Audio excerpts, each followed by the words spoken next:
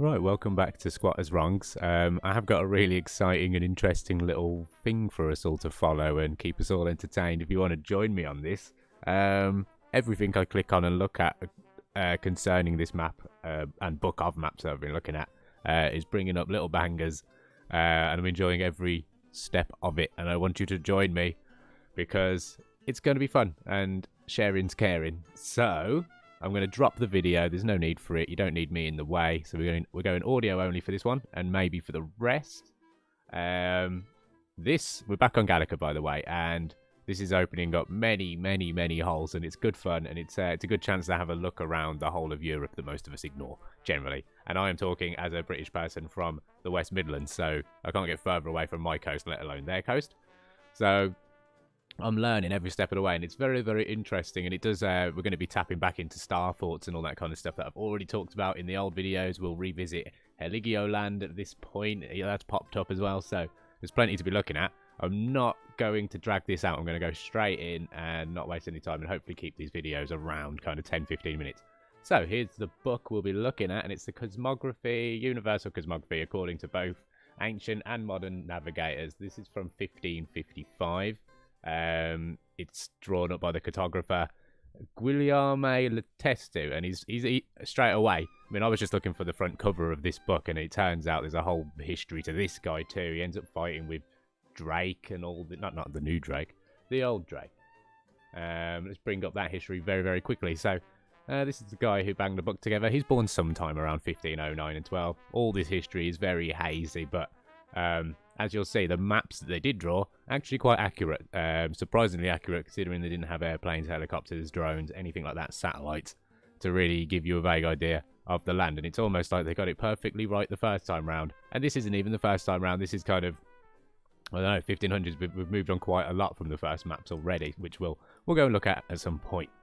Anyway, so this guy ends up getting killed by the Spanish after they stole all their gold. I don't know, he helped Drake go to Spain. So straight up, he's born in 1509. When does he die? Can't remember.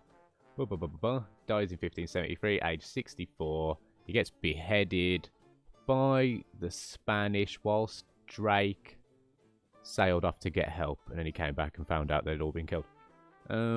He also made 20 grand. Right, so here we go. So this guy who made the map and also Drake, they end up doing a surprise attack on some Spanish guys at the time because they were carrying all their gold on mules, and then they jumped all of them. There was 200 mules all carrying up to 300 pounds of treasure each. So they jumped them, took all the treasure, blah blah. It was a massive success. 30 tons of gold and silver were captured by Drake and this Letesu guy. Between 80,000 and 100,000 pesos in gold was then taken by privateers. In fact, there was so much treasure that the privateers were unable to carry all the silver off and buried what remained. And that's where, apparently, he gets beheaded because he wouldn't tell them where this gold was buried. But I digress. I mean, he got 20 grand just out of that loot, this cartographer guy. So, very rich, very influential, does a lot of travelling. He's in armies, he can command everyone. Another guy is just like a big stamp on history to say he covers all these subjects and he did all of it, and it's this one guy.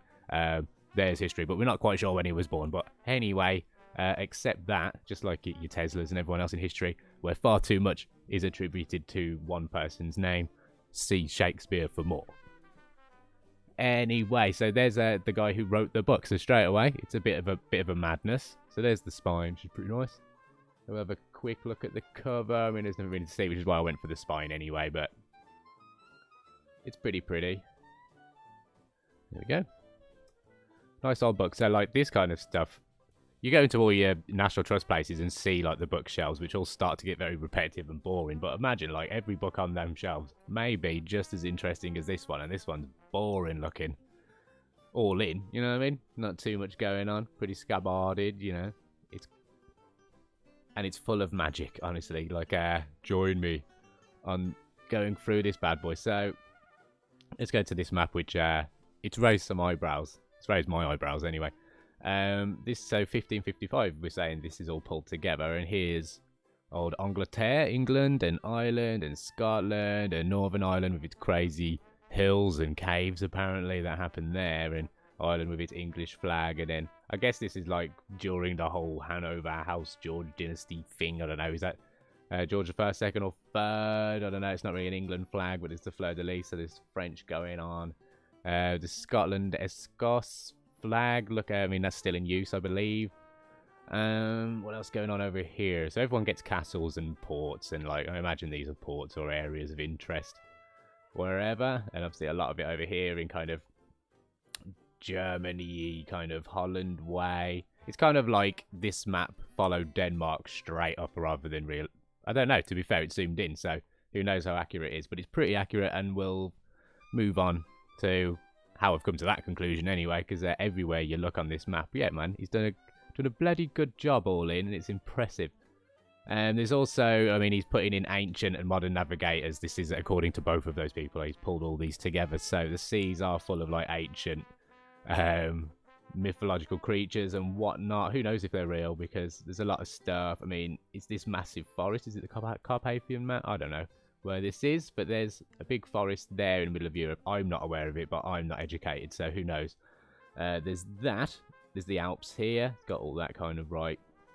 But then there's, obviously, you've all seen the massive lizard that lives in, well, God, I don't even know, but massive snake hydra thing that lives in the Mediterranean, which is why sometimes it just takes a little bit longer to sail there. You got to make sure he's been fed. It's a nightmare, but I think it's a lot easier now. And they were extending this at the time to let him out. So I think he's gone by now. I don't know. Anyway, up here, so there's some more ocean sides. So there's not a lot of... I mean, is this mythological at that point? Because we've got the Giant's Causeway and everything else, which supposedly ran to Scotland or whatever at the time. But who knows? And then generally we're going to have Deal Castle. I imagine Kent and all that will have castles by now. Can't quite figure out if that's just going to be London, but I'm not too sure. Obviously not that important at the time. But this is where it started kind of pulling my head apart. I just can't find out what these crosses mean, right? All these down the coasts and whatever. Let's just pop it out. Right, I don't know what they are. They mean I've looked at all kind of keys from old cartography websites, whatever books. I can't find what these crosses mean. I mean, a cross swords means an old battleground site, maybe, and that still applies now. Look, we've kind of like your National Trust or old battlegrounds you can visit, like the Hastings, whatever. I think it's swords or shields, whatever. So that still applies. These crosses, though, don't seem to have a reason for being there beyond things that my mind's conjuring up. Unless they're defensive spikies, which I don't know if they were using, like kind of mine, I don't know, blocking kind of technology there. Because obviously they've put it in the deeper part of the sea, I imagine, where it's safer to sail. Which leads me to think like maybe the big crosses mean this is where the big boats can sail pretty safely. This is where the smaller boats can get away with it, but I don't know. Here, big boats can kind of harbour there, maybe, anchoring points. I don't know, but they're around dangerous areas, and then these are smaller dots. I don't know. Smaller dots there. So yeah, I don't know, and I can't find out. So this is a bit of conjecture and pulling things together, and it's all it's good fun as well, actually, because it does all here as well. So they're always kind of around a major city or castle-y port place. The bigger ones anyway. I mean, I'm not sure about these, but when there's more of them, there's a bigger city involved, so I guess they're busier ports or something. But then it goes down there, so is it all about routes? I don't know. But over here, you get them too. And obviously, if anyone's been to, if anyone's migrated to Amsterdam for any reason from the UK, you've obviously seen all the windmills that are out on the water nowadays when you fly over there. There's a lot of wind farms and whatever else. And I'm not saying that these are wind farms back in 1555, but what are they? They're in large spaces, open spaces, where obviously the wind would pick up in these areas. So I'm not sure. And it's just like, what does that mean? And is it defensive? Is that just parking? What does it all mean? I literally can't find out.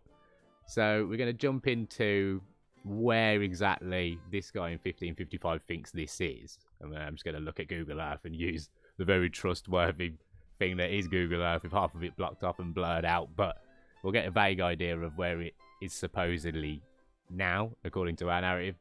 And then we'll go and see just what all these cities, if they still exist, if these towns exist, if any of these... I mean, we'll go through the whole book and see what other kind of creatures pop up. I mean, there's been all kinds, giants and whatever else that are alluded to in his little drawings around these maps. So it'll be interesting to have a look. But yeah, we'll go to Google Earth now and make a little start. How long are we so far? Oh, 10 minutes in, right. Hopefully we'll cut this up in about 5 minutes. So there's the Earth we know, or we're told we know. As it is, maybe. Just point north again. Is that pointing north? Maybe. Anyway, let's fly in. So let's go to England. Bugger it. England, UK. Thank you. Right. So here we are. Vaguely similar. We'll get very similar. So this is it. I mean, these guys didn't have any technology to get high up in the air to get these kind of views. So I'm impressed already. So it's all done with angles and lines and, you know, I haven't learned that stuff myself, trigonometry or whatever else, but if that's how you figure out exactly where you are in the world and that makes sense, then fine. It's obviously a better job than I'll ever do. I can't even draw a map to my kitchen without probably getting a turn wrong. So this is very impressive, and it's very, very loyal to the actual real life map, as you can see, which is crazy because this is obviously we've got satellites now to figure this out. But obviously you get the crack. You get where I'm going with this. So we'll try and find. Well, this is what I've been doing. I've been like just looking around here to get some kind of reference to where this should be. It's a little bit out of whack in like kind of reference and mileage maybe, but generally I could find. I mean, MD popped up. That's Emden now, which is somewhere I'll take you in a moment. Minden we could find. We could find Munster. Couldn't find here. Couldn't find there. Hollandia there, which I guess is Amsterdam, Holland. I'm not too sure because it seems to be over this way too. And that was kind of it, really. A lot of these old names, like one, this is French, and these could be old names in different languages that he was told at the time. In Brabantia there as well. LaGuardia as well, which is now a town in Spain. So it's quite hard to really gauge what these places are called now. But some of them very similar to what they were called then. So we like this one's a definite anyway. So let's start in Emden, because this is where our technical maybe wind farm should be, right? It's just over the road here. So we follow it to this where it says there was islands of water. Just kind of here, so that's where I've headed. Just drag that out, give you a bit more reference. There you go. So we're just kind of heading for this kind of block of islands, which, you know, he drew up in 500 years ago almost. So here, and then we kind of get to the top, and then this was quite porty looking. Fairly important in its own way. Wow, is this not even... See, everywhere you go around here, you're going to see a lot of Star forts and old fort technology and all sorts. So where am I actually here? Who even knows? Where am I? But obviously here you can see straight away defense systems from yonder. Here, I mean, this is a bloody good one. That's really cool. Actually, I haven't seen this one myself, so this is exciting. What's happening here? So yes, these defensive Star forts, I mean, we're told they're for defensive purposes now, but possibly for power at the time. And if like, I was trying to get myself away from the wind farm idea, but I mean, there's literally physically wind farms in this area now, and there's also it's peppered with Star forts. So anyway, that wasn't part of the plan because there's another one down the road. This where's MD as well? I mean, there's Emden. We'll just go there and then we'll find out where we are. So Emden, Germany. No, it's Emden, the Netherlands. I wanted, I think. We're on the wrong way. Oh no, this is the one. Okay. So here's Emden. Again, Star 40 to hell, as you can see here. But that's not the point. So we're pulling out here. This is where the map seems to maybe get things a little bit wrong, depending if Hollandia is Holland and not just Amsterdam, which is kind of down here. Right, so Amsterdam's there. Emden's up here, but it is... I mean, I'm looking... Sorry. Emden here. Which is pretty far north. So, we'll go for that. Is Emden, and that's the water surrounding it. Oh. Emden, MD, whatever. You can see, like, all these little islands where it clearly was land, but now these are islands, but it's just been flooded. You know, how it happens. But I wonder how much that's changed over the years as well. 500 years isn't too much of a long time, but who knows what kind of cataclysms may have happened. During or since. So here's MD from the map, which, yeah, another star fort, very water, maybe power-based kind of thing. This doesn't look that defensive to me, because who are you defending from with all of your turrets facing away from the body of water? Usually you'd be sieged from the water itself, I'd imagine. But I'm not too sure. Maybe yeah. It made sense at the time. I wasn't there. But there you go. So just old technology. That's a park now. Fine. These are everywhere. I mean, I've already stumbled one that I wasn't even planning on seeing. If you check out the old videos as well, you'll see the star forts in the UK, like Worcester and Deal Castle and the ilk. So nothing new here, but we'll keep on. Right, I'm actually going to trim this video. I'm going to stop it now, but this is how it's going to be, and you can just keep joining me for episode 2. I'm going to literally carry on from here, so everyone can keep up. And if you want to carry on, feel free. And if not, save me for tomorrow. Put me in your watch next list. I don't know. Subscribe, maybe even trickle the bell icon. I don't know.